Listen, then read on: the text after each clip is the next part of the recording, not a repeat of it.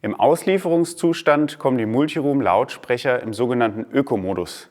Das heißt, nach einer 15-minütigen Abspielpause schaltet sich der Lautsprecher vollständig aus und kann dann nur noch über das Touchpad aufgeweckt werden. In diesem Modus finden Sie den Lautsprecher nach 15 Minuten auch nicht mehr in Ihrer Playfy-App oder als Airplay-Lautsprecher. Dies ist eine Vorgabe der EU, um weiter Energie einzusparen.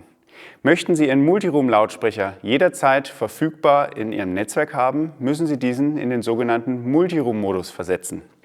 Die Umschaltung erfolgt durch Drücken und Halten der mittleren Taste